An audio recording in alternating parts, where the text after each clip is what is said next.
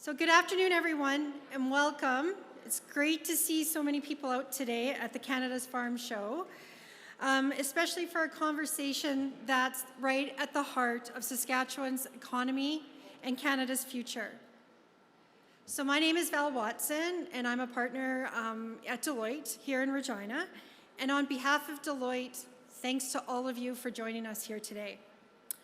So before we begin, I would like to take some time to acknowledge the land that we're gathered on here today. We are meeting on Treaty 4 territory, the traditional lands of the Cree, Saulteaux, Dakota, Lakota, and Nakota peoples, and the homeland of the Métis Nation. We recognize the enduring relationship we have with Indigenous people and their relationship with the land and waters. And in a place so deeply connected to what we know, agriculture, energy, and stewardship, this relationship is especially meaningful. We are grateful to gather here today and acknowledge our shared responsibility to move forward in a spirit of respect, partnership, and reconciliation.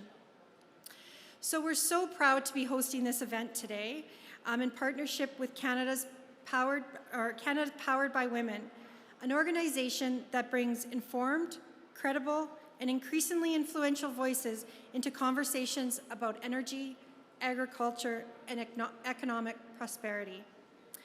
There is absolutely no better place than to have that conversation here today, especially when we are celebrating the International Year of the Woman Farmer at the show. So I'd first like to welcome and acknowledge the Honourable Darlene Roden, David Chan, MLA for Yorkton, Councillor Victoria Flores, and Councillor Shoban Radens. So thank you for joining us today.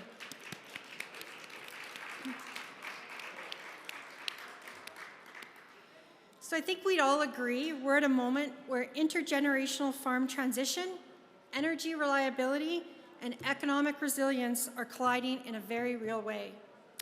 Women are increasingly the center of those decisions as owners, operators, financial decision makers, community leaders, and voters. What we're here today to do is to have a grounded, practical, forward-looking conversation about what it actually takes for Canada to succeed as an agricultural and energy leader while strengthening affordability, opportunity, and resilience along the way. At Deloitte, our purpose is to make an impact that matters. That means supporting the conversation that connects policy, industry, and real-world outcomes. Conversations that reflect what people and businesses are actually experiencing on the ground. Canada Powered by Women brings the research, the perspective, and the convening power to ensure women's voice are not just heard, but are unignorable in shaping Canada's economic and energy future. Today, this partnership is about creating space for insight, dialogue, and action. So I would now like to welcome Honourable Darlene Roden, Minister of Environment, to take the stage and to say a few words.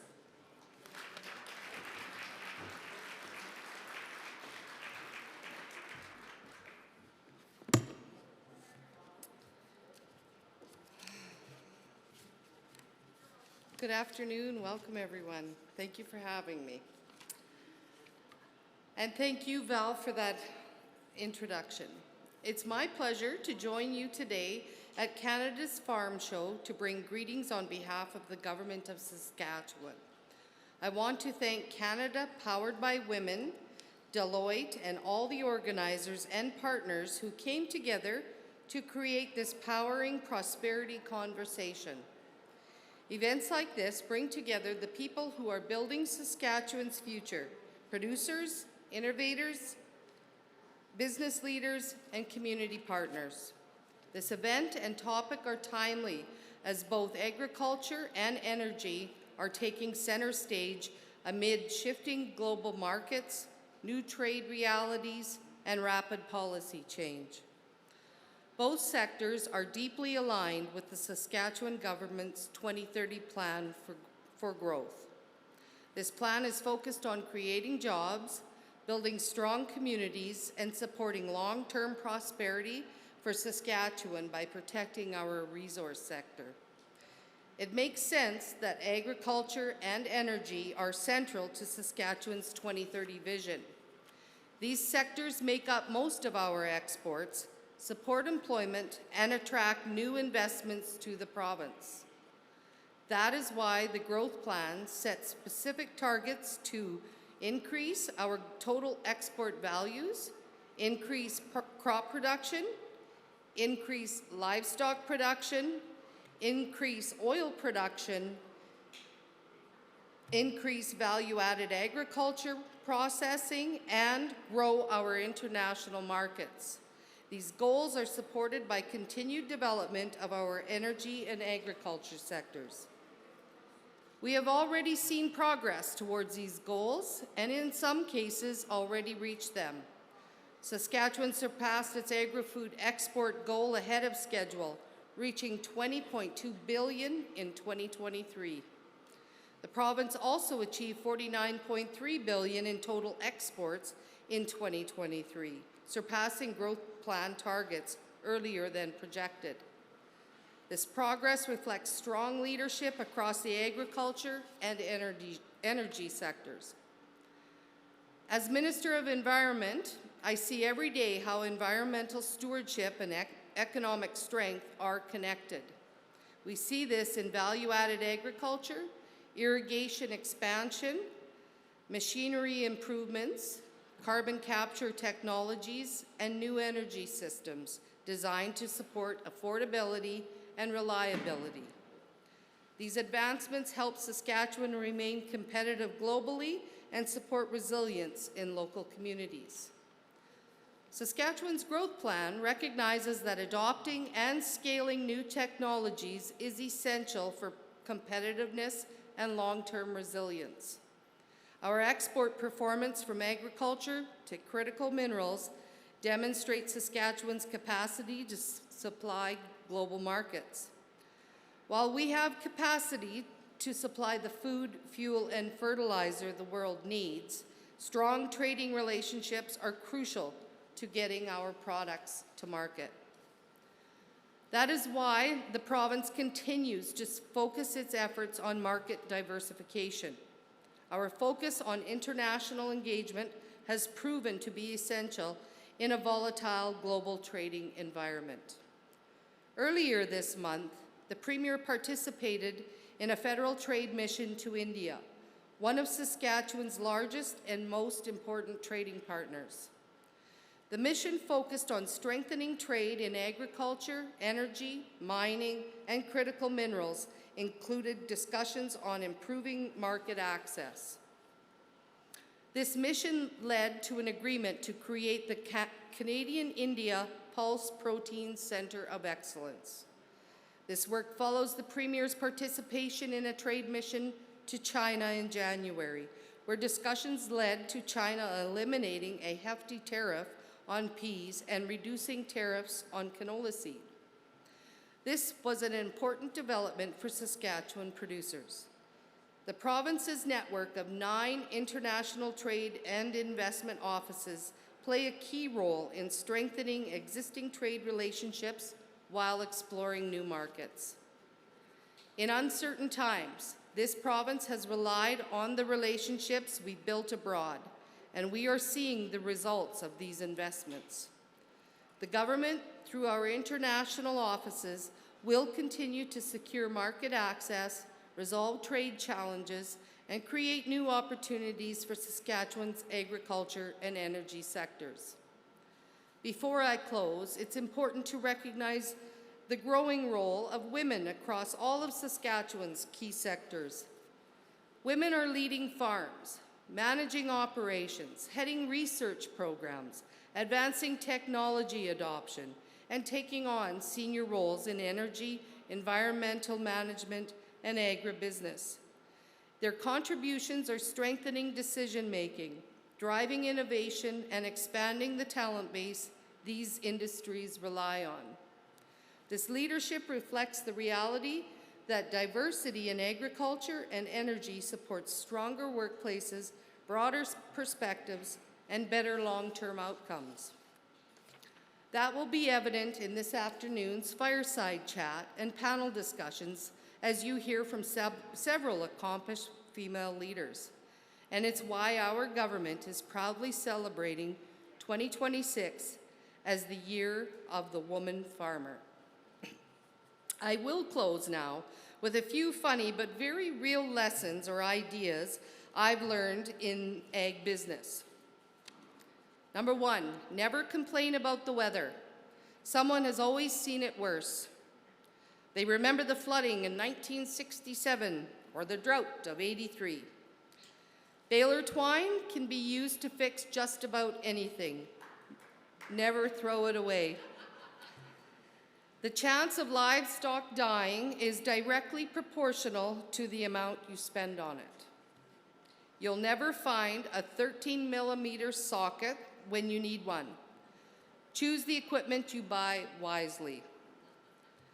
The phrase, "don't poop on your own doorstep," does not apply to cows. And working in agriculture will give you a degree in professional swearing. It takes years to master, and it will last a lifetime. And the last one is, your dad is never wrong, even when he clearly is. My husband and I raised our son and 2 daughters in agriculture. All 3 of them have their careers in this industry and province. I burst with pride every day about how smart, successful, happy, and funny they are.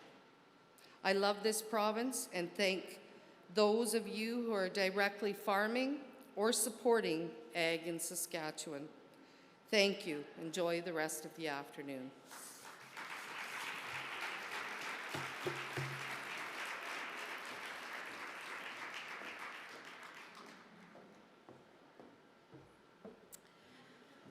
Thank you very much, Minister Rowden.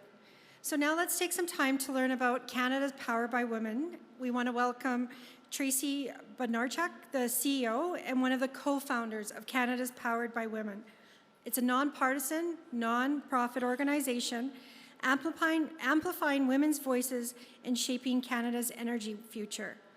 I had the pleasure of working with Tracy at Deloitte, and she's also held a number of other senior leadership roles over the last 20 years, including KPMG, Norton Rose Fulbright, SAP, Microsoft, and Suncor.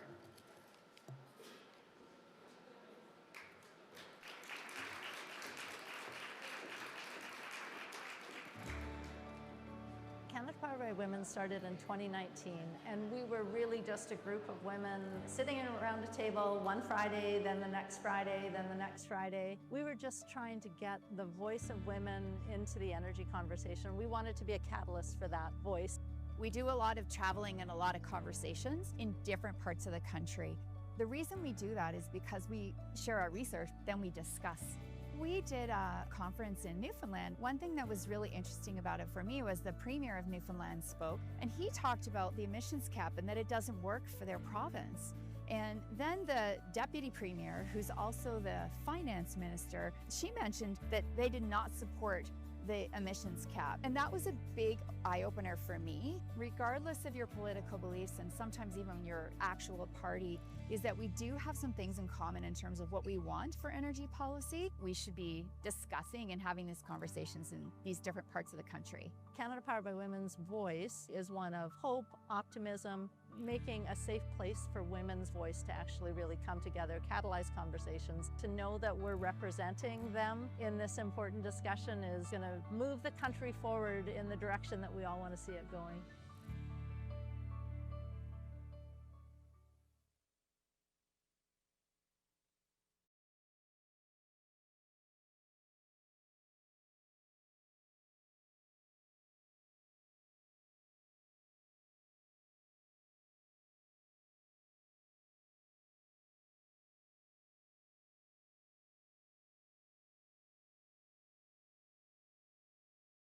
Hi, everybody.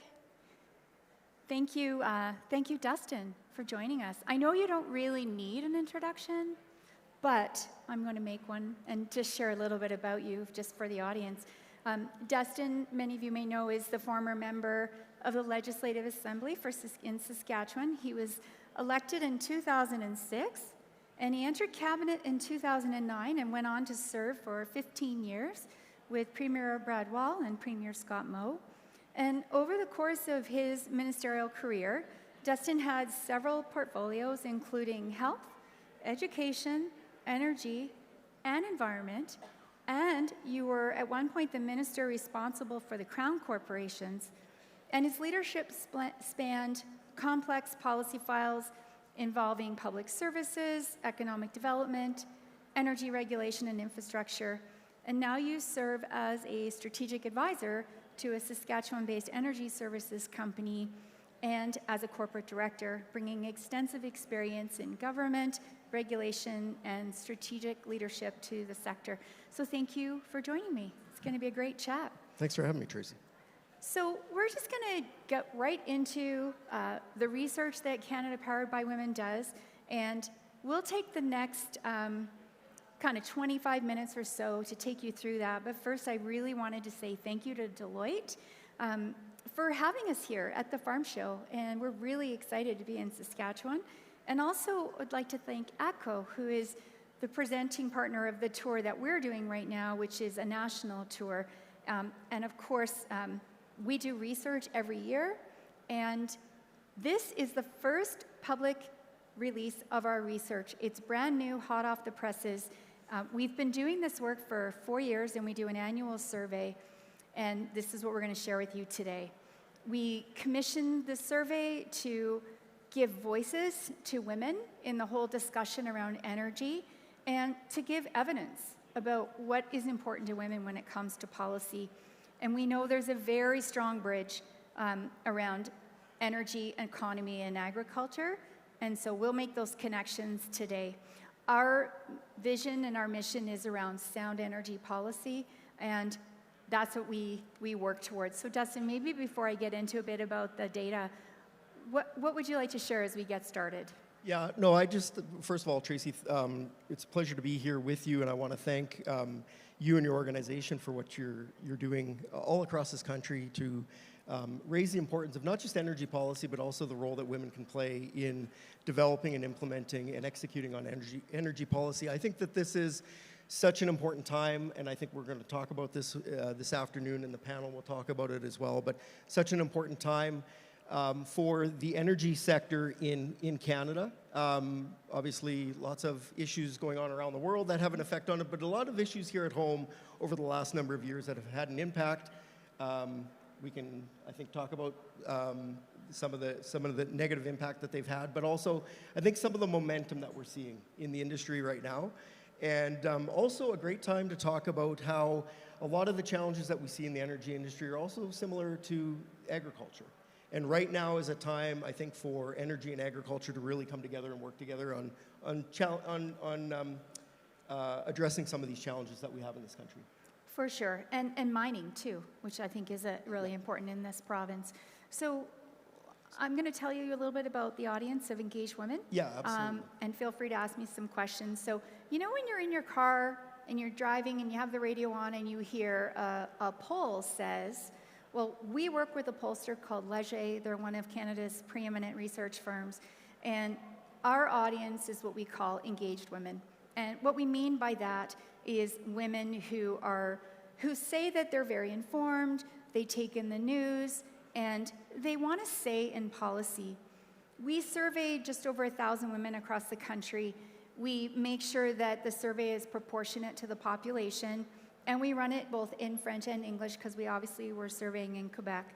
And what we've known since 2023, and you can see here 2023 through to the survey that we're going to share with you today, is that these are women who are really interested in policy, and they also are very interested in politics. And so we ask about political beliefs, and the reason we do that is because inevitably with our mission being around sound energy policy, it's important that we understand what people's beliefs are. And we do exclude the extreme left of the spectrum, which is about 5%. But you can see that you have 39% of women in Canada who think about these issues, and that's 6.5 million women. So it's not a small number, and we make a point of testing that every year. And so, Tracy, can you talk a little bit about when you talk about the polling and that you do ask the respondents about their political beliefs, but you mentioned that you exclude women who say they are strongly left. Can you explain why? Yeah, I mean, I mentioned that we go and we talk to policymakers. So we take this research and we bring it to policymakers in provincial legislatures as well as federally, and we talk to all parties. So it is important that we are representative that way. But when it comes to the perspectives of women on the strongly left, it is not that their perspectives don't matter, but we know and we can safely assume that they do not support oil and gas development. And so we go and do our research with women who are open to that.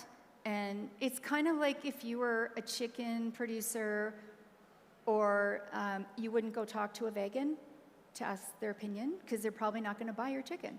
And just like you wouldn't go to a beef producer if you were a vegetarian and say, can you give me your perspective on how we get more beef? So that's why we don't include the strongly left. What we really want to do is understand women's perspectives about oil and gas development and an open-mindedness around that. And then just from looking at the data that you've provided, there's a drop in the audience size from 2025 to 2026, assuming that's election related? Yeah, it was totally. We saw a very large growth in our audience when we had the provincial and federal election.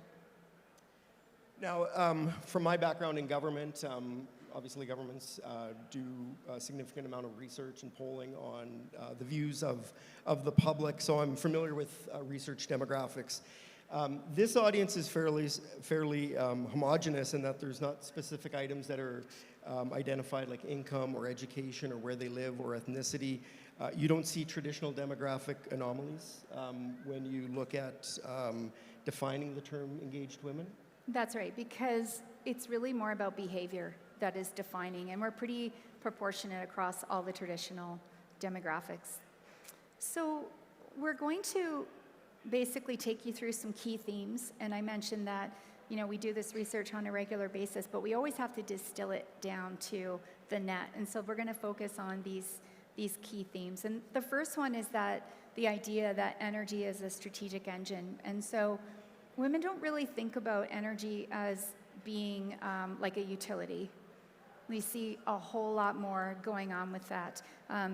Specifically, when you look at what's going on with the war in Iran, and when you have supply lines that are getting a little bit wobbly, suddenly our resources start to take on a level of importance that goes beyond the utility of their daily use. So when you look at some of these stats, you can see that there's some high correlation about the role that energy plays in our country in terms of being strategic. And also, when you have this instability like we have, the importance of a pipeline gets quite high.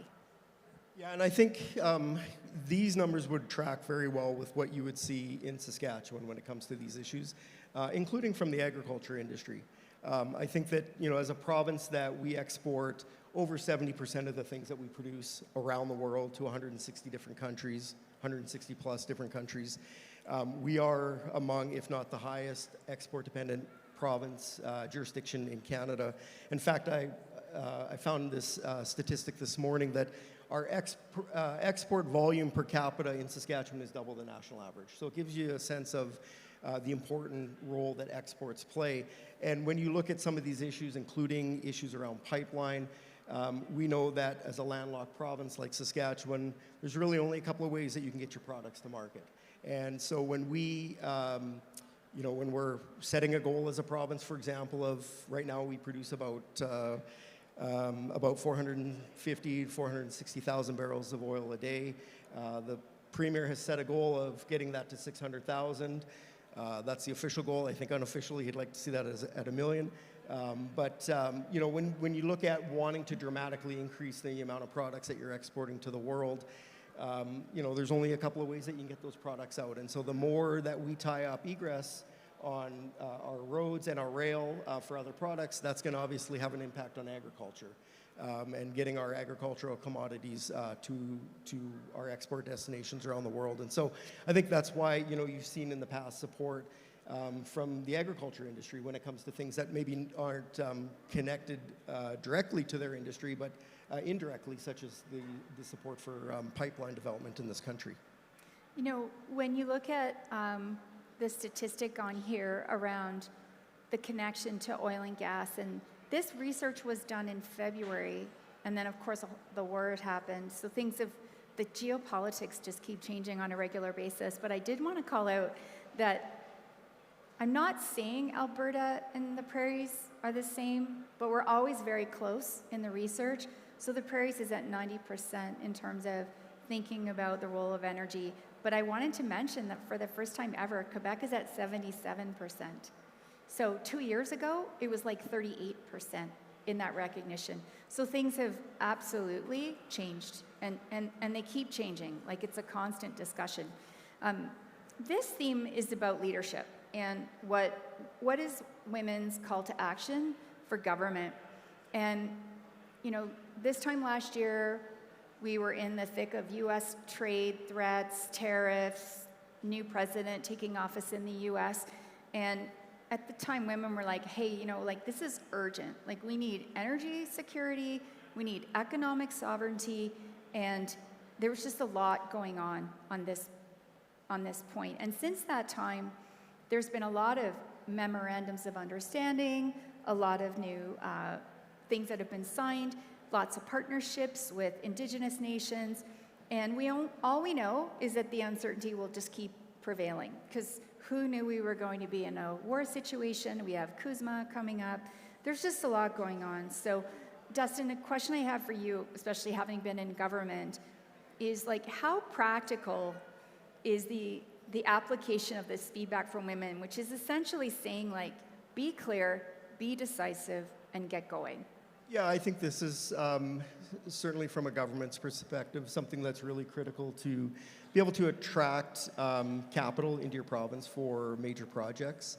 You know, it's something I know as a government, and the government continues to focus on, and certainly when I was there, that was something that we not only tried to establish for ourselves, so, you know, moving to more streamlined regulations when it came to the environment. I know we had the environment that was here, Minister Roden giving greetings. So moving to the Saskatchewan Environmental Code, for example, trying to move more towards outcomes, ensuring that companies that are doing business in Saskatchewan have the flexibility to be innovative, to try to move forward with their projects, ensuring that at the end of the day, they're able to achieve the outcomes that we're looking for as a province. And so really trying to be nimble and streamline your regulatory processes. And it's also something that we expect of other governments as well. And so, you know, I think that in certainly the last decade, you know, when you're looking at energy policy or power production policy, the shifting goal lines that we saw over the last number of years made it very difficult. Governments, industry are trying to make, in many cases, generational decisions that are going to potentially expend billions of dollars over, you know, a 20 and 30-year time horizon. And, you know, the rug kind of getting pulled out from underneath you makes it very challenging for governments and for businesses to make those decisions in a timely way. So I think, you know, the results of your polling really do line up well with where I think government is at as well. Well, it's a perfect segue into the next theme, which is, I'm sorry to say it, but it's kind of the perspective of I'll believe it when I see it. So the idea that all the right signals are happening, there's really good traction, all the intention is there, but it's going to come down to delivery and execution. And we know that there's been, you know, a lot of delays and projects that get sidetracked, but we only see 23% of this audience. And remember, it's an audience of 6.5 million women that actually believe or express confidence that we can deliver on large, complex projects. But I was so excited excited is maybe an overstatement. But I thought it was awesome when you started to tell me about the track record here for delivering large, complex projects. And it's a great track record. So can you talk a little bit about that? Yeah, I think, well, I'm excited to talk about it. You can be excited Well, about it I am, too. but I didn't want to be fake in saying that, 'cause I do love this stuff. No, I think, and, I think part of it is, we've been very I say this we as a former member of government, I'll still say we because Sure. it's still fairly Because fresh. you can. I think there's benefits to being a province like Saskatchewan. We're large geographically, but small by population. We have a very nimble civil service that companies can talk to and explain their plans to very senior members of government, both within the bureaucracy but also at the political level. And it has helped to bring some major projects online. So Foran's copper mine, that's in a very short amount of time. They're fully under construction, will be in operation over the next number of months. NextGen just got approved for a uranium mine just in the last week or two. BHP is building the largest potash mine. It's under construction, and they're already starting to plan ahead into the future. And we know in the agricultural side as well, Yorkton is the canola crush capital. We've seen not only projects being built there, but also expanded in the time that they've been built. And just yesterday or 2 days ago, Bell announced a new AI data center that's going to be built just south of Regina, which is going to be a massive project for the province. So, I think you're right, that credibility, there has been, I think, for some jurisdictions, and we're not immune to this. Not every project moves as fast as you want it to move. But certainly, governments and industry working together need to be aware of that credibility gap that can be created when, you overpromise and underdeliver. And so, government needs to work very hard at working with industry partners to make sure that it's the other way around, and that they're working in lockstep to try to achieve, ultimately building projects, getting them online, because that's how you sustain a community and a society where people can raise their families and have a job and have a great life in a jurisdiction. Well, and I think, we have the Major Projects Office, Bill C-5 announcement that was announced.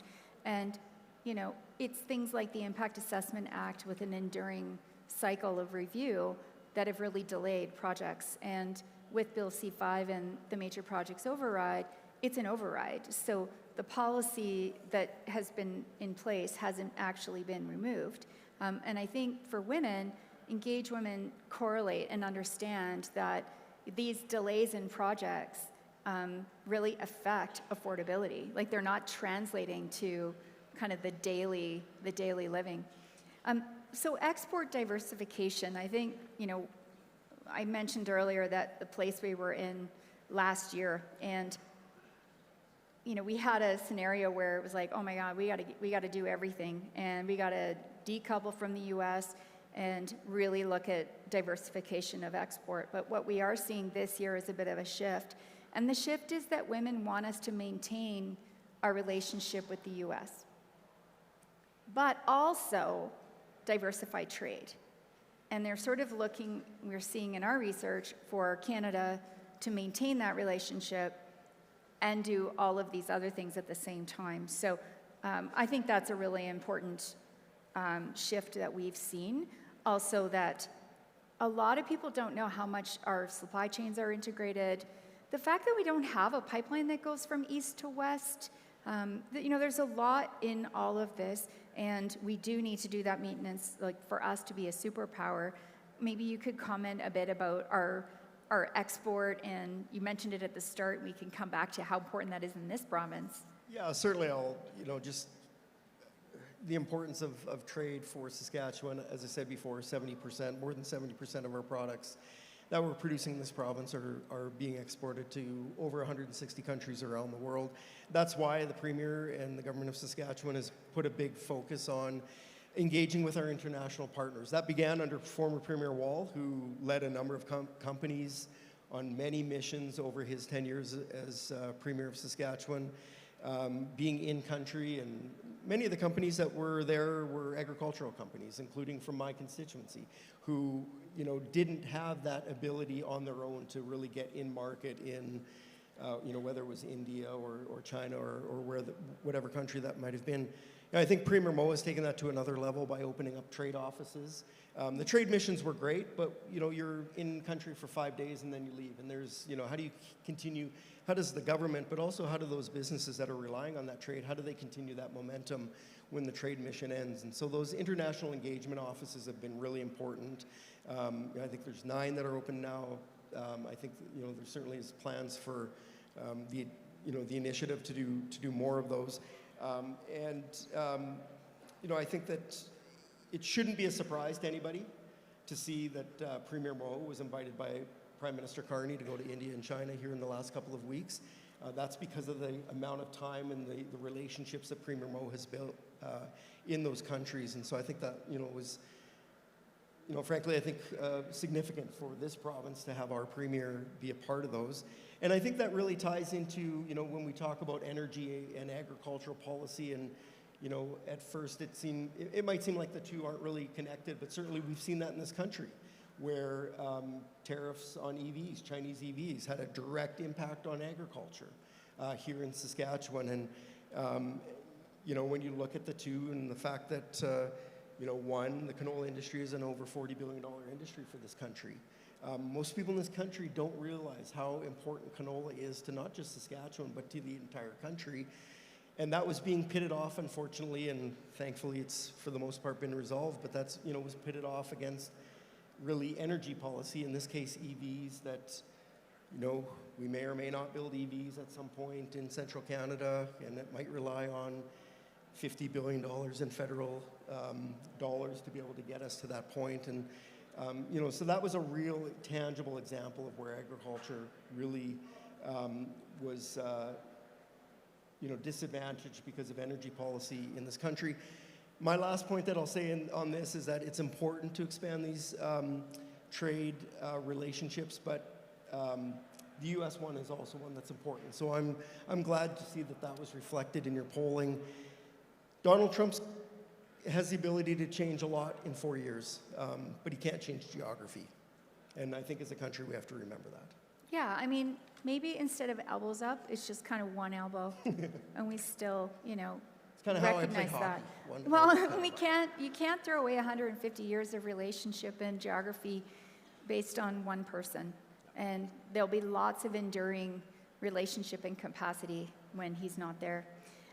So we're going to shift gears for our last 2 themes and really get into affordability. And we've heard the perspective now about leading clearly, being decisive, being credible, and, you know, trade relationships. But now it's really kind of getting into the discussion around affordability and what that means. And there is an expectation that the provinces just need to work together, and we need to break down all of these barriers that we've put up over many years. So I just would like us to go right into the work that Saskatchewan is doing when it comes to electrification, interties, nuclear. Like, when you talk about a diverse energy mix and an all of the above approach to that, which is what we also hear from women.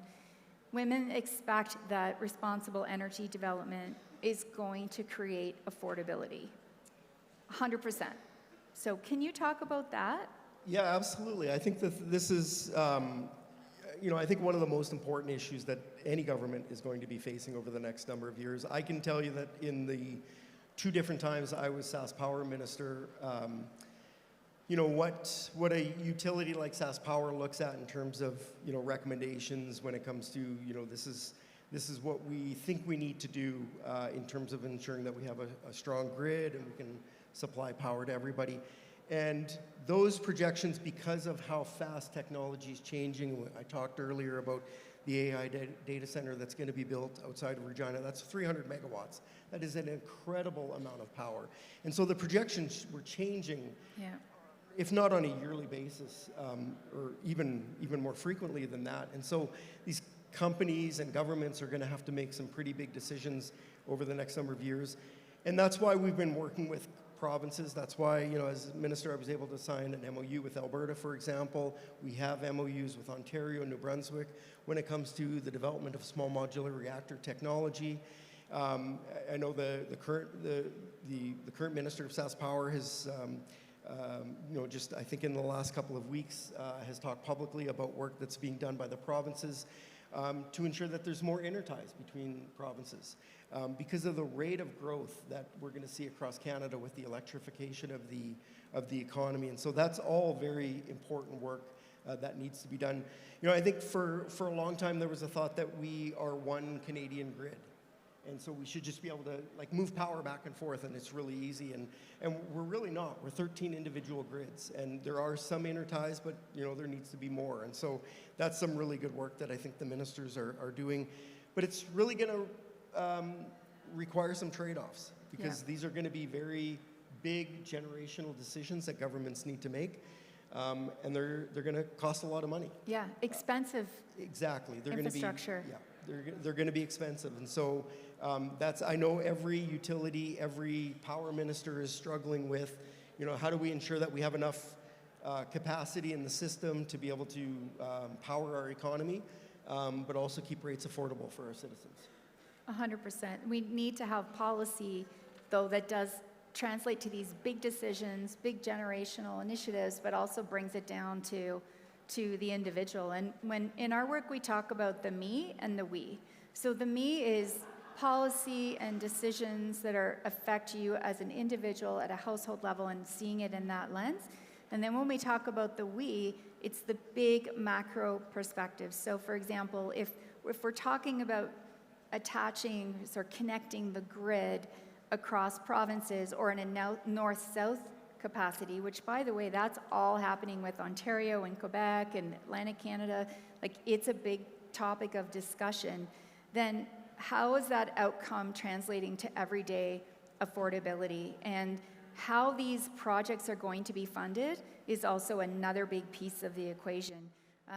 When we look at the affordability piece, there's something I think is very important, and it's that engaged women are not asking to throw the baby out with the bathwater in terms of environment and emissions reduction, and that is all still very critical, but we've reached a tipping point, and the tipping point is economic hardship. And we're seeing more around economic hardship in every part of the country than we've ever seen in 4 years. Also, a lot of concerns around job security. And I can share that we don't see support for the industrial carbon tax in any province. So women do correlate that the industrial carbon tax gets passed on to that consumer, or that's how it's perceived. So we don't see support for that anywhere. And also, the tipping point is if women had their druthers, we would say that we want environment and economy to be equally important. But we're at a point now where if that's at the expense of affordability and standard of living, then the prioritization on the environment piece goes to 11%. And that isn't a throwing a baby out with the bathwater. It's a really pragmatic view of what's affecting women. And I think where that is so important here is around food, agriculture, food inflation, the intersect of the industrial carbon tax and other things that affects that, which is probably one of the top expenditures in a household. So it would be helpful to hear from you about the cost to produce, and that would be our kind of closing remarks. Yeah, I mean, it's certainly, I think it's been well publicized, the Saskatchewan government's oh yeah, you have a great story. Challenges with the federal government when it came to the imposition of the federal carbon tax. I can just say that, from my standpoint, that was really led by Premier Moe and his government at that time of wanting to ensure that, we recognized the makeup of Saskatchewan's economy. So, we're export dependent, we're emissions intensive. We didn't want to, we didn't want to negatively impact the citizens of Saskatchewan, the workers of this province, to their detriment, and give those benefits to other people that maybe weren't as focused on those types of policies.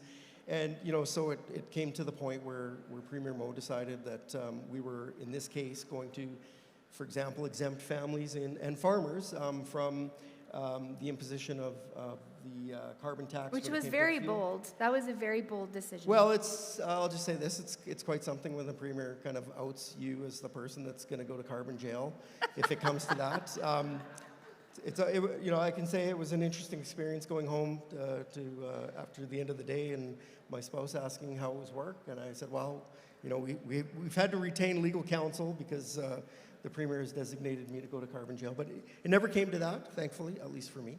It does mean that, in this case, what Saskatchewan was trying to do is really be pragmatic versus ideological. And in this case, doing what we thought was in the best interest of the people of Saskatchewan. Well, and that is a great point for us to conclude on, which is essentially that women don't want us to be ideological. They want practical policy that makes a difference to their daily living, that still factors in, energy security, affordability, and the environment. But right now, it's about the economy.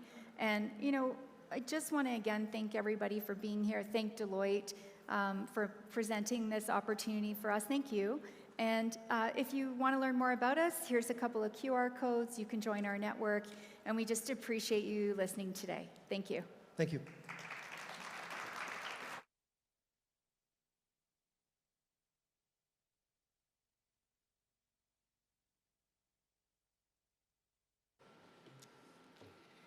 Okay, thank you, Tracy and Dustin, for that great conversation. So very excited. Next up, we have an engaging panel of senior women leaders from the industry sector right here in Saskatchewan. So I'm pleased to introduce our moderator for the discussion, my friend and amazing colleague, Tina Beaudry. Check, check. Can you hear me okay?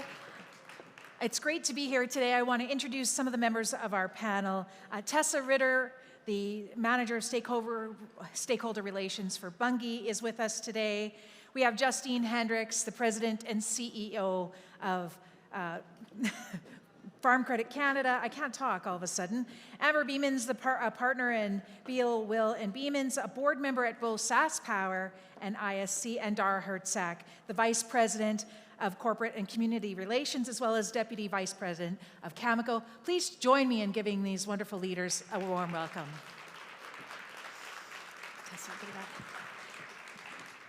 So it's really my honor and pleasure to be here with such a distinguished group of individuals and leaders. I think that we're at a bit of a point in history and in geopolitics right now where agriculture security, food security, energy security are really also about national security. And I think it's timely that we're having this conversation today. We're at a really interesting moment. Obviously, we have enormous strengths in sectors like energy and agriculture, but we're also really confronting some persistent challenges, like in some cases lagging productivity growth, lower private sector investment in R&D, increasing regulatory complexity, and global competition for skilled talent and capital.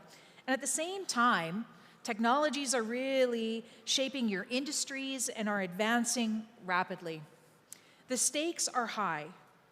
If Canada gets this right, we can power prosperity, and the upside is enormous. If we get it wrong, capital, talent, and innovation will simply move somewhere where it's more welcome and easier to implement. So that ambition, I think, brings real tension. On the one hand, moving too slowly risks lost investment, missed opportunities, and Canada being sidelined while others step in to meet energy and food demand. On the other hand, moving way too fast can strain communities, infrastructure, affordability, and public trust if the policy outpaces the execution. There's really no risk-free path, but there are different kinds of risk. So before we go deeper into the panel conversation, we want to understand where you, our audience of engaged members, see the biggest risk to Canada's prosperity, in theory, but also in practice. And so we're going to put up a QR code. I'm hoping it's up there now. I don't see it. There we go. We're going to put up a QR code, and we're going to ask our audience members to answer the following polling question. Which is the bigger risk to achieving Canada's energy ambition? Is it moving too slowly or moving too fast, and why? So if you just take a minute and fill that out, and I'm going to just give everyone a second to do that, and then we're going to move into our panel conversation, which I'm looking forward to. All right. So maybe as folks are thinking about that, I really want to start with a very simple question. We'll see where it all goes. From where you sit, each of you in your respective organizations, both public and private, global and local, ag and energy, what's the biggest unlock that would strengthen Canada's prosperity and competitiveness in your business, organization, or the sector that you work in? And I think, Justine, I'd like to start with you. Sure. So I'm trying to see. Oh, what does 93% moving too slowly? I would agree with that. So I think it's a great way to start the conversation, Tina. And I would actually say there's three things. So as the CEO of Farm Credit Canada, we dedicate everything we do each and every day to ag and food. So this is the perspective that I'll answer this question. And I was listening to the previous panel talking about trade diversification. So I think trade diversification is definitely top of mind for me. But I do want to emphasize also what was mentioned before. It's really important to recognize that the north-south trade that happens between Canada and US that applies to ag and food is absolutely critical. It's critical. And when we kind of do some more research at FCC in terms of what does trade diversification actually mean, what we mean is there are several trade agreements that Canada has signed around the world. There's about 15 of them. They haven't all been signed as a result of what's happened in the last 12 months. Many of them have been signed for several years. And the reality is, back to the perhaps being too slow, we haven't really leveraged the full potential of them. And at FCC, when we look at that potential from an ag and food perspective, there is an additional $12 billion for us to be able to go and fetch, not at the expense of north-south trade. So it's over and above that if we actually lean into those agreements more than we have in the past.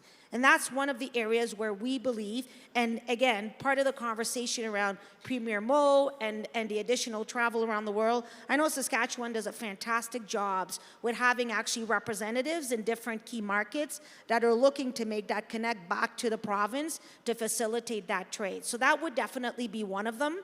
And I would share with you, back from my days when I used to work at Export Development Canada, all these trade agreements is one of the advantages that Canada has vis-a-vis the rest of the world. We have more than they do, right? So we have them, they're signed, but we're not leaning into them as much as we could. So that would be one of them. The second, I think, low-hanging fruit, Tina, is productivity. So again, from an ag and food perspective, if you take a look at, I'll say the best years that we had in the sector overall at a national level, our productivity gain was about 2% per year.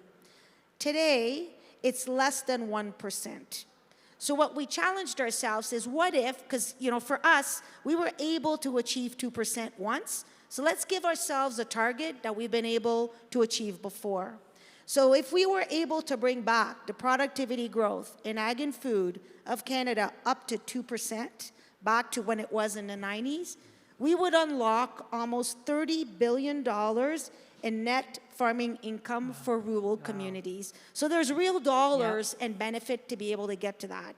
And maybe the third thing I'll say, because I certainly want to hear from my fellow panelists, is I think in order to really unlock those things, we have to be much better coordinated.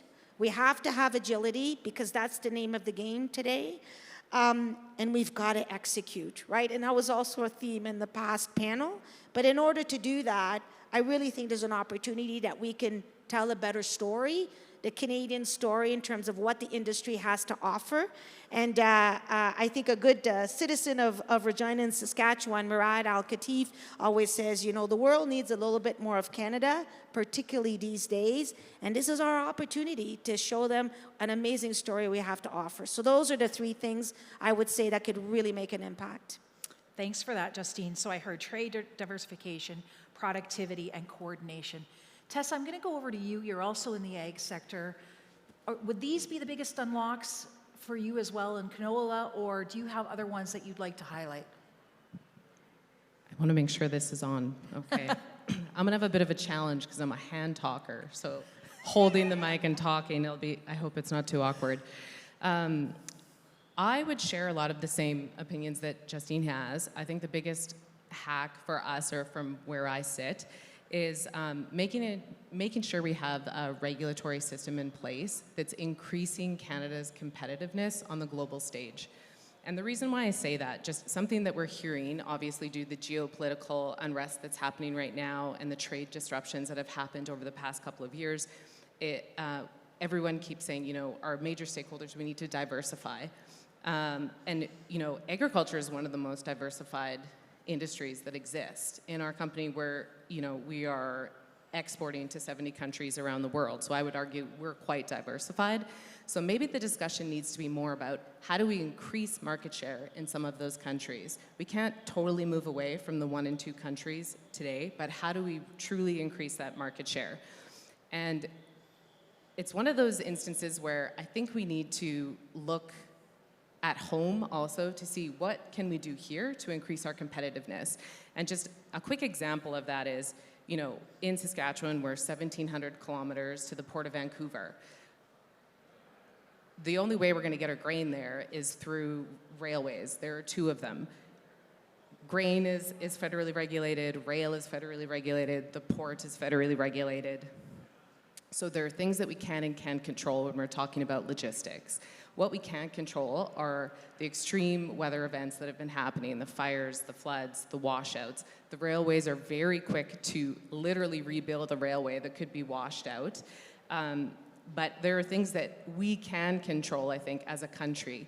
And I don't want to spend time talking about the merits of putting some of these things in place, but I think of, you know, government's move to make certain put labor changes, regulatory changes to, you know, whether or not you could strike at ports. It's not good for Canada's global reputation that our railways could totally stop and we can't get our grain into export position, or a port can be shut down for X number of days, or we're facing, you know, 3 to 5 different labor battles in a year. That doesn't help us increase our market share worldwide. Yes, I can buy my grain from Canada, but are they going to be able to deliver, or is their port going to be totally shut down? And another example would be, you know, I think there needs to be some discussion about modernizing things like the Canada Grain Act, that, you know, it has been a long, long time that that's been done. And we have third parties that could do some of the things like the secondary inspection that happens to our vessels at the port. You know, the grain industry works 24/7. We don't work from 8 till 5, and we have third parties that are able to take on some of this work. And you know, we're spending upwards of $40 to $50 million a year on duplicate services that really could be handled by third parties. But that's something that can't be done until we take on the challenges of modernizing the acts. And so I think it's really important when we're going out and saying, okay, we need to diversify, but we can't lose focus on what the changes that we make at home and how they could impact our global reputation on the stage, because I think that that's key as well. Yeah, well, there's some really good things there. I love what you said about regulatory competitiveness and increasing the market share in the markets that we're already in, I think, which is a really important point. Dara, I want to go over to you, and as we're thinking about Cameco really having an incredible last few years after, I think, a period of time where nuclear wasn't quite as sexy, if I could say that, as it seems to be these days. You know, we've heard about regulatory competitiveness and increasing market share. Tracy and Dustin talked about an all-of-the-above energy mix. What do you think the biggest unlocks are, having heard some of this from the ag colleagues on the panel? Great. So thank you, Tina. Coming at this from the energy and specifically the nuclear sector and thinking through Canada's potential competitiveness and prosperity in this area, I see it as sort of 3 subsequent twists in the unlock to getting to the unlock position. And first and foremost, we've had it. The world has now realized it needs nuclear power. The culmination of national security, energy security, and climate security have really brought together these risks, and a lot of places in the world are looking to nuclear to provide the solution. So Canada sits in a very strategic and competitive advantage based on what we have here in Canada, Saskatchewan, and even what Cameco has in terms of being a fully integrated nuclear fuel company. So that's the first part to that twist to the unlock. I think the second part to this is that the world is now looking to Saskatchewan, Cameco, and Canada as a secure Western-based nuclear fuel provider. And so many countries are turning to us to be able to provide that energy source to secure their energy systems in country. And I think the third part to get us to that full unlock and opening the door to a truly prosperous nuclear energy sector in Canada will be about technology diversification. So Canada has led the way for many years in heavy water reactor design. This is based out of Ontario. It's about 10% of the market. We're now delving into SMR activity and light water reactors. That's the 90% of the world market in terms of technology. And so if Canada can open up to developing the SMRs with which we're seeing in Ontario, potentially Saskatchewan, as well as large-scale nuclear reactors on the light water scale side of things, such as the AP1000, I think Canada could truly embark on truly embracing the full potential that nuclear could be in Canada. Yeah, well, there's so much there that we can follow up on. I love what you said about our potential and how forward-thinking we are in the global market these days. Amber, I want to turn over to you to just really talk about, so being a secure energy provider has been really, I think, an important unlock in attracting investment into the province of Saskatchewan. And SaskPower has played a pretty significant role in that. I wonder if you think that's one of the greatest unlocks, or if some of what our other panelists have shared would be a top unlock, top of mind for you at SaskPower. We definitely are making great strides, excuse me, with attracting investment into Saskatchewan. The recent announcement with the Bell AI data center, stuff like that, I think is going to help greatly with Saskatchewan's resiliency into the future. But to me, the biggest unlock that SaskPower faces is the regulatory issues that we have going on regarding carbon taxing. Frankly, the cost of power is one of the biggest determinants of the ability to be successful in a business, because agriculture and potash, both industries, are heavily, excuse me, I'm dying of a cold here, or a flu. They're both heavily reliant on energy. The cost of that energy affects, your operating costs, the bottom line. And so at the end of the day, we need to not only provide them with reliable power, but most importantly, affordable power. The federal regulations regarding carbon taxing are, in my opinion, the single biggest threat to being able to provide that affordable power. And that's because when you have carbon taxing that, under the previous proposed legislation, which was to be zero emissions by 2035, that was unachievable, even if we had the funding. But if we were to have the funding to do that, it would have conservatively doubled to tripled the cost of power. That is essentially like tying our shoes together and then trying to go out and compete with people that don't face those same restrictions or inhibitors to success. So it makes it very difficult for Canadians and the agriculture sector to be competitive when they have these higher costs of power that nobody else faces. So I think the biggest unlock would be for us to have a federal government that has more realistic policies regarding a transition into a zero-emission future. So as we work towards nuclear energy and zero emissions, we need to be able to use end of life for our transition with using coal and gas a bit longer than what the regulations federally would permit. By doing that, we're able to continue to provide the demand that we're going to need for power, so to have enough energy. If we were to pull, frankly, coal off and continue on our path without the replacement, just because we're not going to have those other sources in time, we would have an unreliable energy grid. And so not only that, but to bring on a bunch of other sources, it's just with supply chain demands, labor shortages, it's not realistic. So I feel like if we had some cost sharing and also more flexible emissions regulations with the federal government, that would be the biggest unlock we could have. Currently, the equivalency agreement that we have that allows us to use coal ends at the end of this year.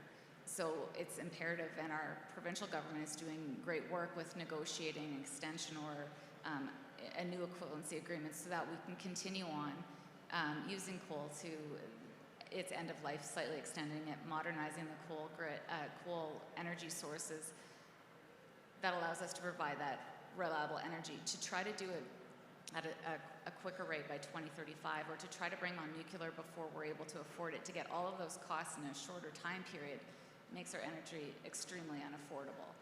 Again, going to that inability to be competitive. And so, the agriculture industry already faces enough challenges. So in order to be competitive, it needs to continue to have that affordable power. Yeah, and Tracy talked about that, right, in the research as well, that there's a balance between environmental concerns and affordability. And if environment and sustainability is going to be at the expense of affordability, that pendulum sort of shifts a little bit and rebalances itself. Tessa, I think Bunge knows the risks of the environment that we currently operate in well, with the imposition by China on your exports, for example. I know your company was already well down the path of value-added processing, something that is talked about in this province a lot, and the opening of new markets. But perhaps now there's a bit of added urgency to this, kind of picking up on the theme of sustainability. Maybe can you talk a little bit about Bunge's biofuels journey and what is needed to really activate the new market growth in biofuels? Thanks. Just a slight reframe on that, though, because this is actually more about Bunge. Like, it is the biofuels and renewable clean fuel production is obviously of increasingly importance to Bunge and our portfolio and as a business. But I do think that when we're talking about the opportunity that we have in front of us, with this intersection of ag and energy production and the economic impact to Canada, it's much larger than us. It's truly something that I think all Canadians should be thinking about. And Canada produces some of the lowest carbon-intensive feedstocks around, and we should really be capitalizing on this because it really is an economic development policy for rural Canada. One of the hurdles that I think we're facing, and we're moving through it, is that we don't have the same stakeholder alignment in Canada that we do in other jurisdictions, like the US, for example. The US is very competitive in this space, and I think it's taken some time for us in Canada to get fuel producers, farmers and producers, industry associations, governments all on the same page, and not just federally, but provincially as well. We almost need to kind of remove ourselves from the political rhetoric that's out there and what is truly best for Canada. And I think, if we, and it's so cliche, but we really all need to be singing from the same song sheet, because this is something that is so important to our economy. And we can really move forward on this once we have everyone speaking about the benefits. There's definitely, I feel like we're seeing some more progress on this, but there's always just so much work to do. And if I had one takeaway for people that come to listen to this and be like, well, what do I need to know about biofuels, is to really try and educate ourselves for what the impact, the positive economic impact that would exist if we had a truly robust fuel policy in Canada. I can't resist the urge, Justine, I need to go to you, because I know there's a few things that you would like to probably respond to in terms of speaking from the same songbook and the importance of biofuels and value-added economy. I'll just maybe give you a chance to say a few words on that as well. Yeah, I agree with what's being said, and I think in particular, I think it calls upon all of us to maybe widen a little bit how we approach things, right? So that intersection or complementarity between ag and energy. So if you take an organization like FCC, we've dominated, or we've predominantly been focused on ag and food. And we ourselves over the last few years have been saying, you know what, maybe we need to widen the approach so that we can understand how things are interconnected. And we're starting to take a look at that connection to energy. And I can tell you, Tina, in other jurisdictions outside of Canada, and what came to mind when I was listening to you was in Holland, for example, if you take a major player like Rabobank, which is probably the biggest ag and food lender around the world, they've been doing that shift in complementing what they do with energy, and it's been a few years now, right? So we're not too late, but we're certainly not the first at that. So I would agree in terms of all of us singing from the same page. And I think it applies, if I narrow back into ag and food, 400 different associations across Canada. It's not easy to get everybody to be speaking from the same page. And I think one of the things you were hoping for me to talk about was this movement that FCC's launched in the last few weeks called Let's Grow Canada. And the real objective of that, it is to kind of create that one funnel through which 400 voices can speak, but for the audiences with whom we're trying to engage, to have them come through one door. And that's one of the steps that we're trying to take forward to coordinate and bring people together, because the basis of this as well is when each of those 400 associations, and including Farm Credit Canada, and not to be clear, if all of us try to create our story and make that story, I'll say, the most important story, we're kind of diluting each other's efforts in trying to do so. Whereas if we latch on to everybody else's story and trying to emphasize that, you can get a 10x impact on your ability to bring others towards you. So that's the philosophy with which we're going to this. It's to actually bring focus, but to enhance some of the great work that's already being done out there. But by everybody doing it on their own, we're not getting that impact that we're hoping for. Yeah, well, and thank you for that. As I'm thinking about this and about having diverse voices and not all singing from the same songbook, I guess I'm thinking about Cameco and the incredible growth and interest in the nuclear energy sector over the last number of years, and in particular of the Prime Minister and the Premier's trade mission to India. And Canada, there, for people who maybe don't know, signed a long-term uranium supply deal with India. And for those in the audience who may not understand a lot about nuclear energy or SMRs and sort of thinking about how do we get people to sort of speak from the same language on this, Dara, maybe can you talk about why this trade deal matters and sort of how it factors into energy security and by extension, obviously also food security? Absolutely. So yes, the India trade deal, that was a big deal for us, took place a few weeks ago. And essentially with Prime Minister Carney, Premier Mo, my CEO also traveled over and signed a contract for $2.6 billion, which would include 22 million pounds of uranium over the course of a 9-year period.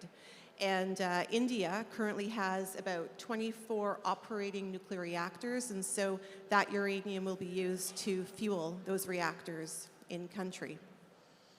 So yes, certainly a very big deal for Cameco, big deal for Saskatchewan as well as Canada.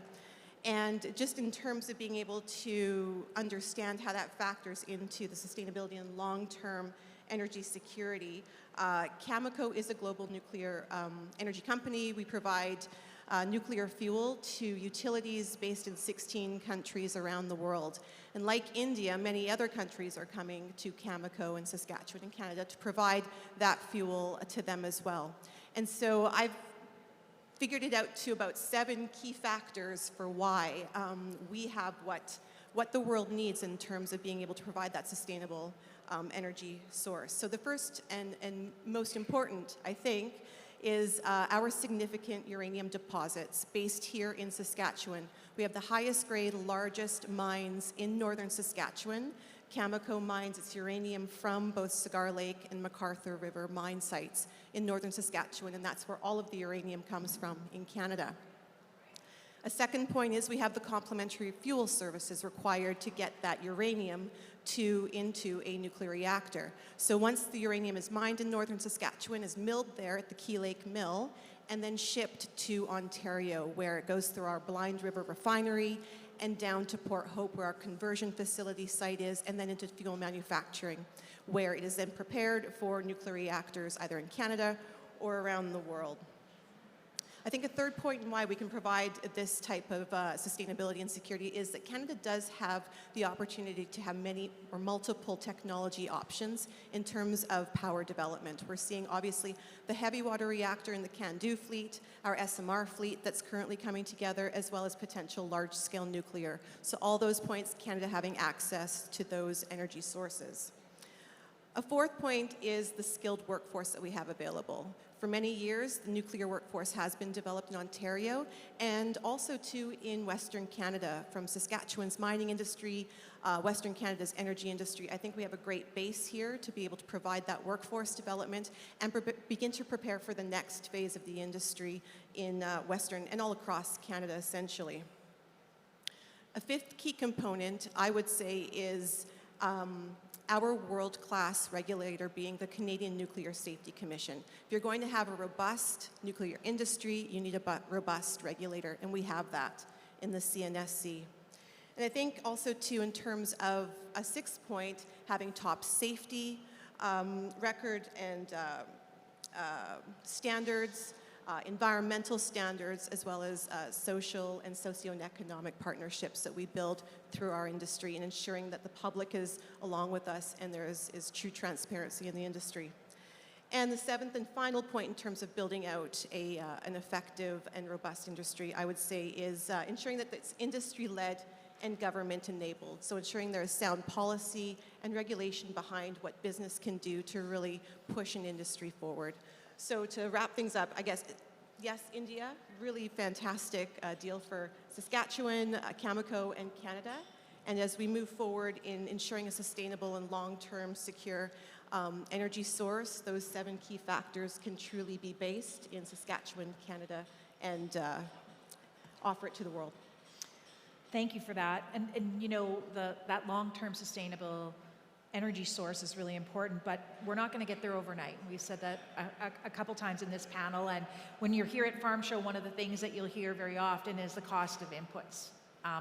And so it's not just the cost both of inputs and regulatory stacking are sort of squeezing industry and everyday families. And I really want to turn to you, Amber, and really talk about the role that SaskPower plays in helping industries transition to sustainability. We're not going to have nuclear overnight. How are you going to help industries get there in the interim, control their costs on the way, not a small project, and mitigate some of the cost of living pressures that Tracy was talking about earlier? It's a tall order, but we have a crown in this province that is dedicated to doing that, and I wonder if maybe you could speak a bit more about it. Yeah, so in regards to controlling the costs, the biggest thing that SaskPower and the provincial government has been doing is the ongoing negotiations with the federal government in having a realistic and flexible plan regarding the modernization of our grid on our way to transitioning to a nuclear-based energy system. So to have that deadline move from 2035 to 2050 was significant in the change in the cost to the modernization of that system. It spreads those costs out over a longer period of time, allows us to do a bit more planning. You know, the saying that it's better to measure twice, cut once. Essentially, we're spending more and investing more in getting the information from industry experts that are already in nuclear. We're just beginning our nuclear fleet, so we need to get that information from people with experience in it rather than just rushing into planning in order to meet a deadline that's you know, unachievable. So it's that kind of partnering and advocating to keep the costs lower. Also in the flexibility to requesting cost sharing with the federal government. And so it's kind of the spreading out of the costs over time. That's also happening with removing the federal carbon tax. I believe that was done in April of 2025, so almost a year ago, removing that from the power bills. That was significant for keeping costs down. There's a focus on rate stability, so only having moderate increase rather than asking or requesting larger ones for jumps in the energy costs. There's also sustainability programs that SaskPower has with industrial and commercial partners to promote them or to have them upgrade their facilities and rely more on renewable energies or more efficient things. Programs that allow them to produce up to 1 megawatt of renewable energy, and then they can sell the excess back into the grid. Also, there's sustainability initiatives that were done with Indigenous-led partnerships to do independent power provider projects that are large-scale wind and solar. There has been thousands of megawatts of renewable energy added into our grid. Investment in battery storage that makes the renewables more usable by us, because as you know, renewables are intermittent. So in order to convert that to the demand that we need in the baseline, then we need to rely on that battery storage as well. Sustainability through carbon capture efforts as we modernize our coal fleet. And so we've made efforts also with agriculture customers through programs that would promote wind or solar powered pumps on their water feeders, that type of thing.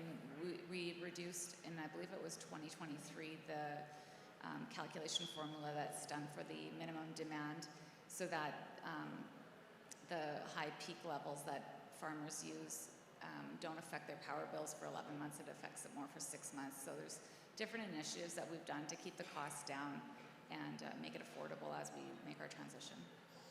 There's a really important role, I think, for government entities to play in mitigating some of the risky environment that we're in right now. It's opening up trade markets, reducing regulatory burden.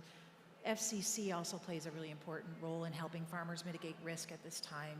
Can you maybe speak to a little bit of that, Justine, as an agri-lender? Yeah, no, thank you for that opportunity. So where I would begin, maybe, Tina, is just to say a few words about FCC at large. So Crown, federal Crown, financial Crown, been around since 1959, and our book of business is now just surpassed $63 billion, which basically puts us in the top 10 financial institutions in Canada, so not a small player. But if you start to look at those assets, there's about 80% of the loans that we do that are on average $1.5 million or less. So as much as we're a big player, we're very much about, I'll say, helping each and individual farmer, agri-food producer, and so forth. And if I dig even further to that statistic, about 60% of that number is about loans that are $200,000 or less. So that's kind of a bit of an overview, because I recognize as you get bigger, sometimes the customers you're looking to support the most, it becomes more difficult to feel connected to where you started from. So that's a bit about FCC. As we've been launching into our new strategy for the last couple of years, we challenged ourselves with 3 things. 1 was to be bold, 2 was to be a catalyst, and the 3rd was to build for resilience. So, Tina, when you asked me about what are some of the things that an FCC would do as an ag lender, so as an example, and I know many people in this audience are acutely aware of this, is one of the big challenges in agriculture is transition. We know the stats. Average age of farmers in Canada, 56 years old, $50 billion of assets to transfer over the next 5 or 6 years. And the prices are getting so high, it's becoming unachievable for the next generation to be able to come in. So what FCC's done, and we've just launched a new product, a new transition loan. It's been about 6 months. Well, we said about it, well, we're an ag lender, and yes, as part of our lending business, we need to operate from a commercial perspective. And what that means is we can't give the loans away. I wish I could, but I can't. But we try to really kind of take a look at what's the biggest challenge for the seller in a transaction like that, and what's the biggest challenge for the buyer. So from the seller's point of view, and often, not always, these transitions happen within a family, but not always. But what is the seller really looking for? They're looking for predictability. They may not want their $10 million today, but they want to know that they're going to get it over time. And is there a way that that can be guaranteed? And if you're able to do that, and then you look at the biggest challenge on the purchaser, it's about being able to manage the high costs, especially when you start off with your mortgage. We all know you spend 15 years on a 25-year mortgage paying interest before you start to hit that principal. And the cash flow requirements for that alone are so high, it renders it in many instances almost impossible to run the operation. So what we did is we said, okay, by digging and understanding those two challenges, here's what the new product looks like. So FCC is basically coming to the table and saying, we will guarantee to the seller that predictability of getting their value of their asset over time. So take, let's say, over 10 years. So every year, you'll get in a predictable manner a portion of that core asset value that you sold to. But then on the flip side, for the purchaser, we will only advance as we build on the seller side what the value of that asset is being delivered. So what it essentially means is you're starting almost the reverse of a mortgage. You're not starting at your highest point, you're starting at the lowest point.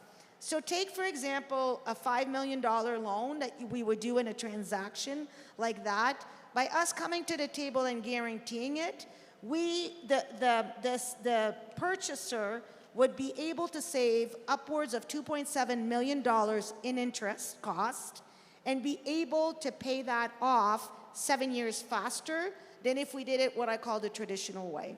So I went into a lot of details, Tina, but to me, when you ask me about what are some of the things we can do, that's how we're trying to show up with being bold and actually taking on, I'll say, that additional risk.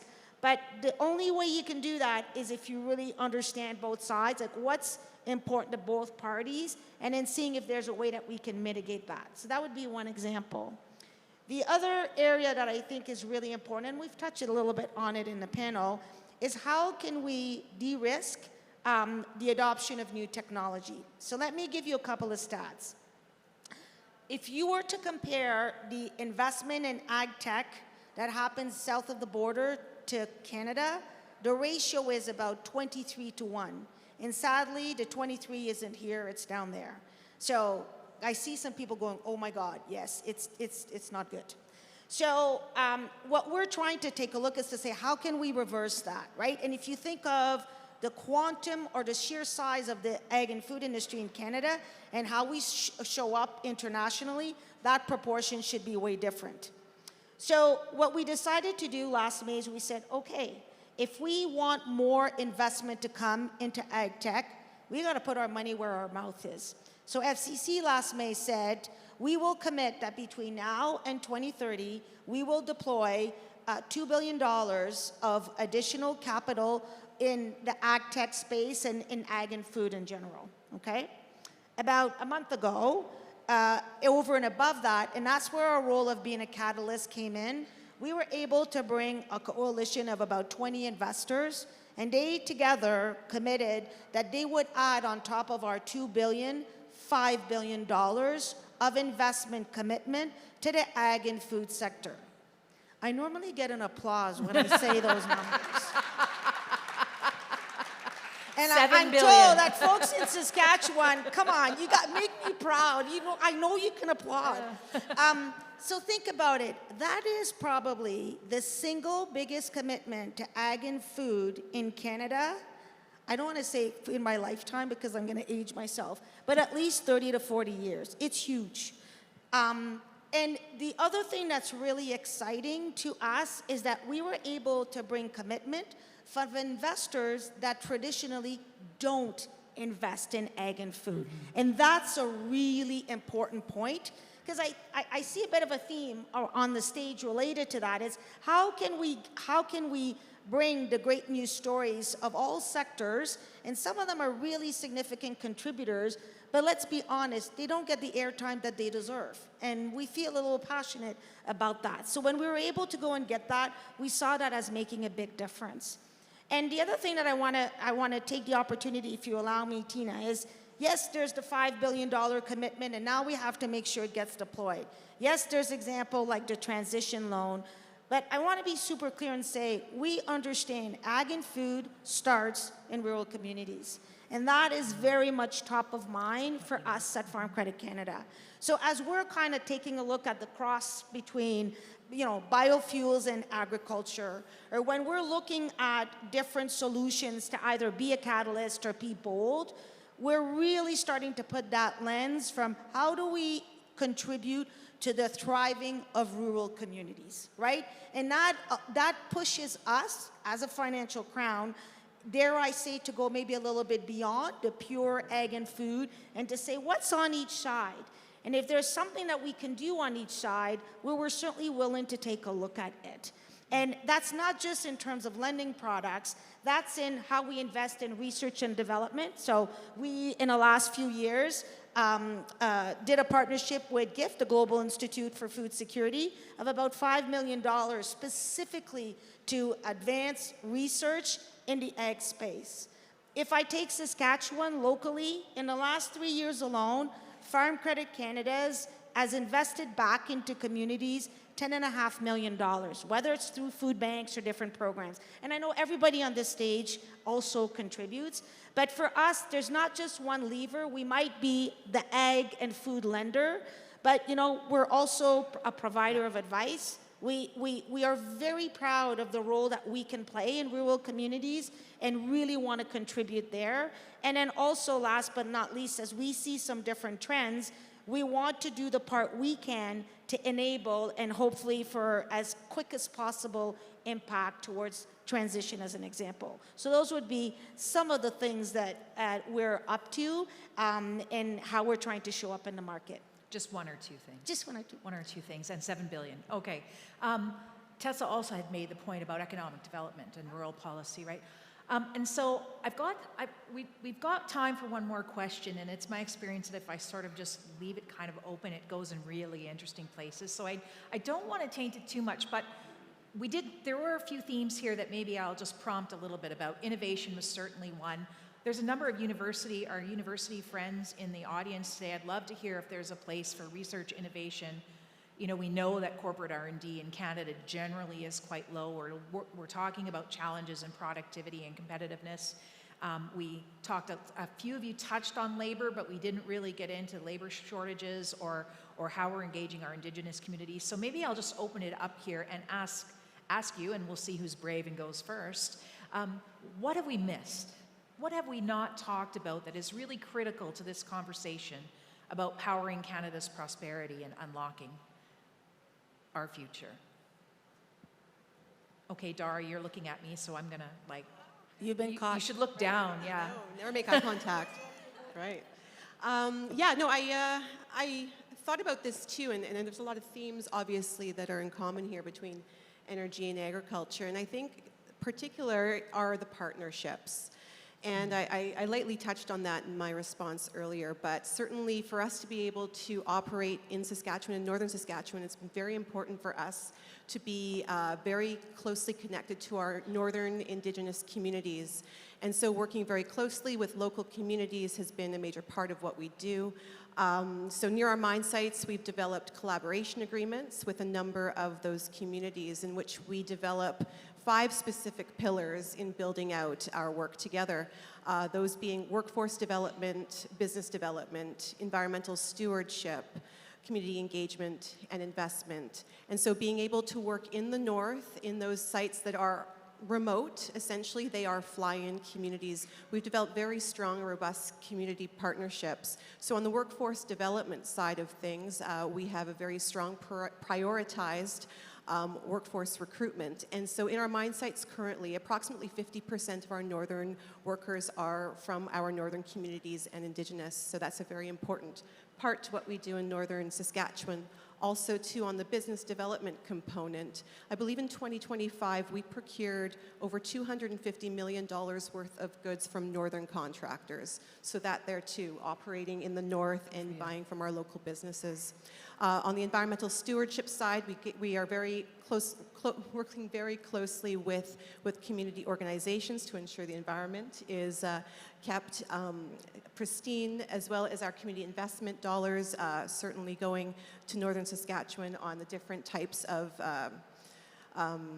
community efforts that we do between the Northern Tour, certainly all sorts of community events as well, and then that being also too a part of the community engagement. So very important to us is that local Indigenous connection, also to government relations. Our post-secondary connections are critical based on what we're seeing in the mining industry, nuclear industry over the next number of years and the shortages that are possible. So certainly I would emphasize partnerships in terms of being able to speak to some things that are important between all of our industries.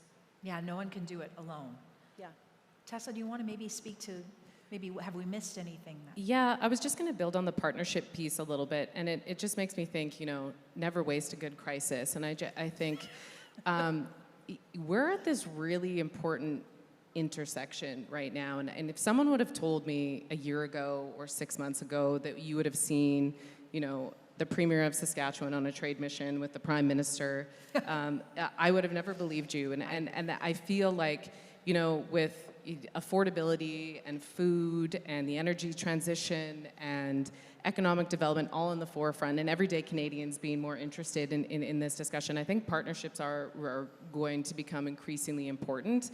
And I feel like in the ag industry, sometimes we're all screaming into the same echo chamber about how important the industry is, but I feel like, the winds have changed a little bit. We no longer, I'm not speaking for all Western Canadians, but I feel like people seem to be listening to us a bit more in the East, and there seems to be, things are changing. And so I think that partnership is going to be really important. And just thinking about the research chair piece, I know for our industry and for canola processors in general, we're talking about diversification and expanding markets. Well, when we think about the extra canola processing that's coming online, we need to send that meal somewhere. And as of right now, we don't have a specific research chair that's working on, the new markets that we're not necessarily thinking of. What animal species are going to be consuming that meal?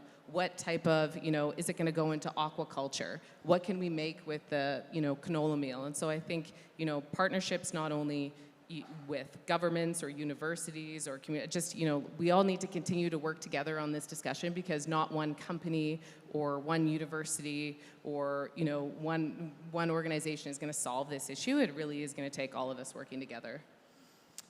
Amber, how about you? Have we missed anything that we need to touch on, or did you also want to touch on research or innovation? I think, regarding research and innovation, I think there's a lot of development that could be done in the ways of making farming and the potash sector more energy efficient and less susceptible to rises in energy prices from geopolitical forces or issues that are outside of our control.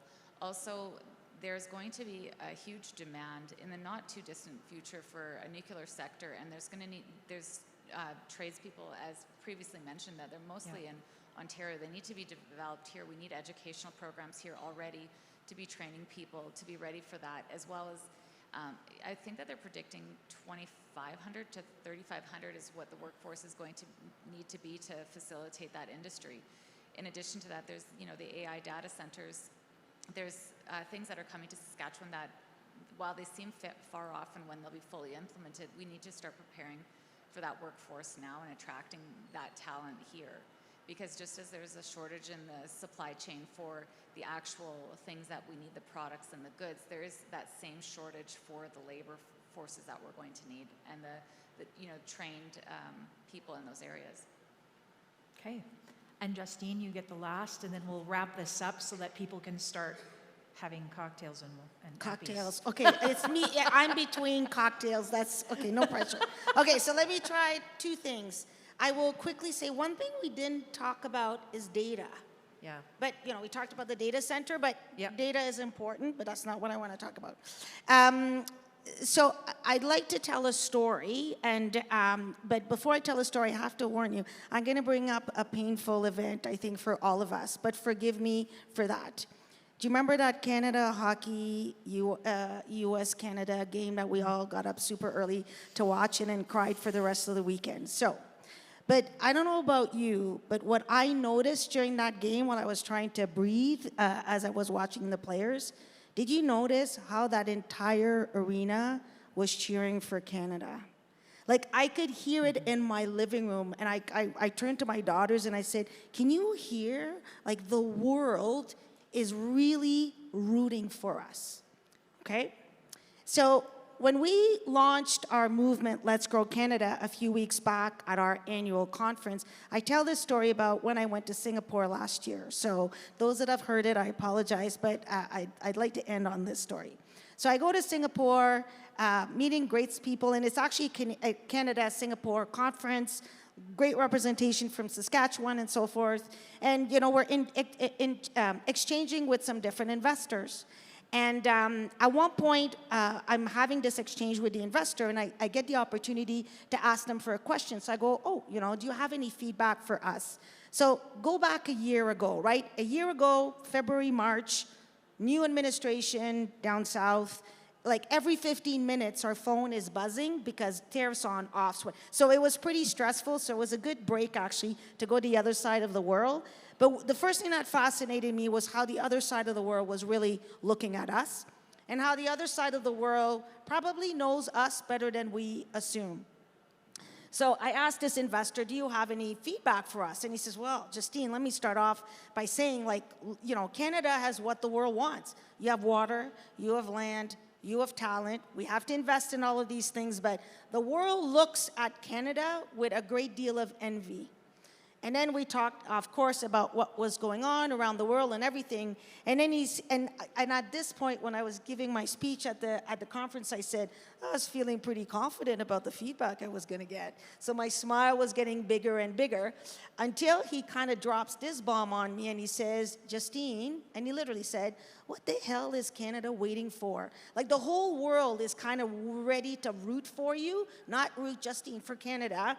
And we're just all waiting for you guys to step up. So I share that story because after I say, and then I had to go to the airport. I got to be on a 17-hour flight with no Wi-Fi. And I stewed on it. And I landed in Toronto.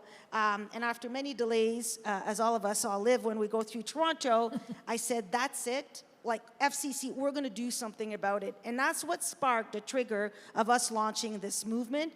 And the first priority of it, I said, we're doing this for Canada because we feel so proud of the opportunity that Canada has to offer in many sectors, nuclear and so forth, and the world's kind of waiting to hear it. So maybe that's what we haven't echoed enough, Tina.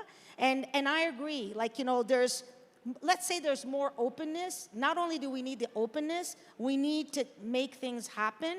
And it's in everybody in this room, starting with us, that has the ability to do so. And just remember, the world's cheering for us, so they're waiting. And it's our opportunity to really step up. And we might be surprised how many folks are going to join us and really help us to make it happen. Mic drop. Cocktail, I love that. All right. Cocktail. And so with that, please join me in thanking our distinguished panel.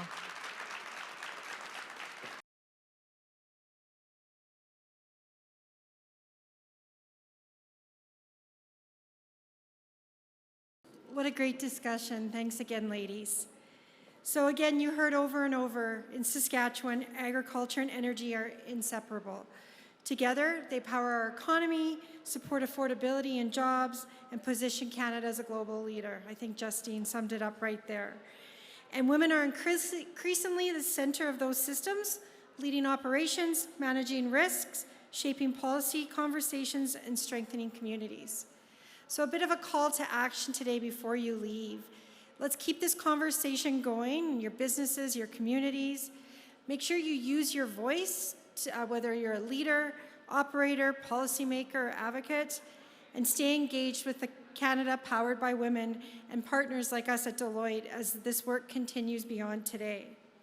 So just a thank you again to Canada Powered by Women, all of our speakers and panelists, the Canada's Farm Show, and really all of you for being here today. We're so grateful that you could join us.